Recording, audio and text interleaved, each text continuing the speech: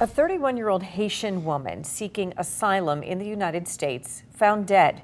The discovery in broad daylight just 4 days after she was released from the Washington County Jail. All charges against her were dismissed. Action News 4 investigates her final days. Reporter Kaylee Gunderson has a story tonight from Pittsburgh's South Side. Nearly an hour away from Pittsburgh in Washington County, a brother waited by the phone for the moment his sister would be released from jail. What he didn't know was that she had already made it here to Pittsburgh's South Side, the last place anyone would interact with her. This is Daphy Michel. She was my sister. She was very close to me. Daphy's brother, Carlo, speaking with Pittsburgh's Action News 4 through an interpreter in his primary language, Haitian Creole, and in disbelief. Till now, I don't know if it's true, if it's on reality. Carlo is a Haitian immigrant living and working in Western Pennsylvania under temporary protected status. We've agreed to conceal his identity due to his concerns for his safety. Carlo's search for answers about his sister began the afternoon of March 2nd when his phone rang. I was expecting a call. From the Washington County Jail, where his sister Daphy had spent almost 6 months held on a $10,000 bond. Her preliminary hearing was continued 7 times, partially due to waiting on a mental health evaluation, according to the Washington County Public Defender's Office. Daphy finally appeared before a judge 2 weeks ago. Court documents described one of Daphy's neighbors along First Street in Charleroi, Washington County, reporting back in September that Daphy was having, quote, significant mental health episodes. At the February 26th hearing, the judge dismissed the 2 misdemeanor harassment and threat charges against her, and her brother was relieved to welcome her home. At the court, I saw my sister. I saw Daphy. She wasn't having any problem. Which is why that March 2nd phone call, when Carlo expected to hear that he could now pick up his sister from jail, was so unexpected. When I was receiving a call, they identified that it's a UPMC hospital. They asked me whether I recognize Daphy Michel.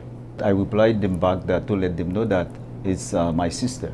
Amid the confusion and language barrier, Carlo said an interpreter was called in to help explain. He did all the best he could just to give her life, but unfortunately she passed away.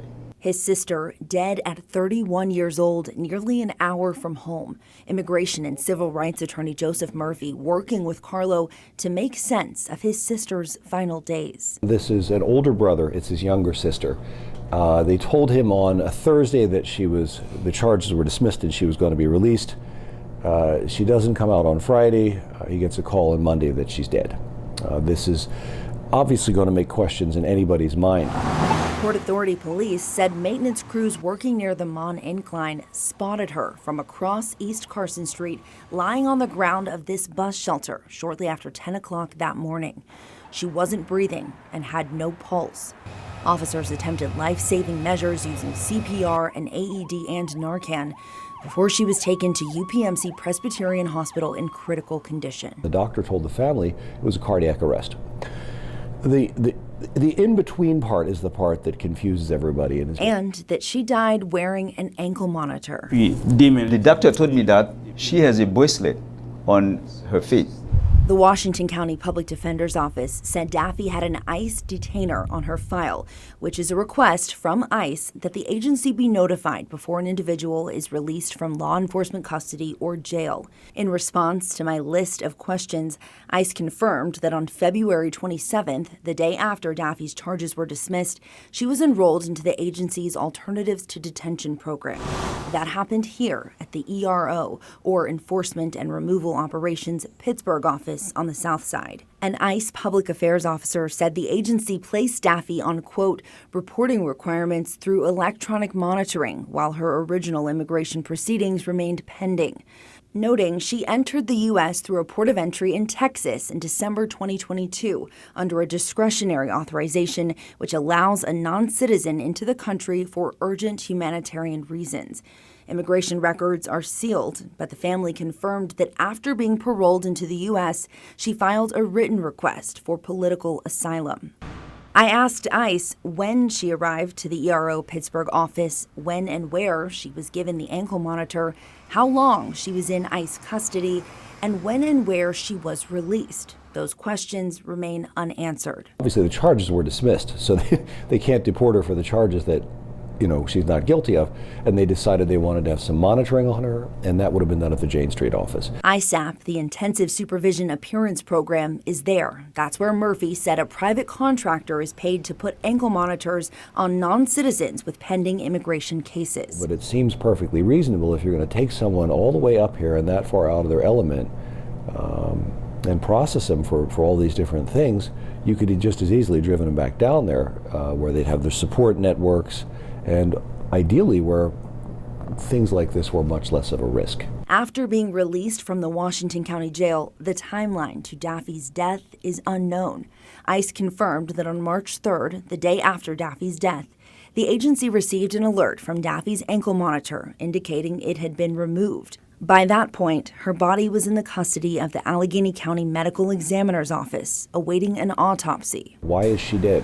What was she doing wandering around in Pittsburgh?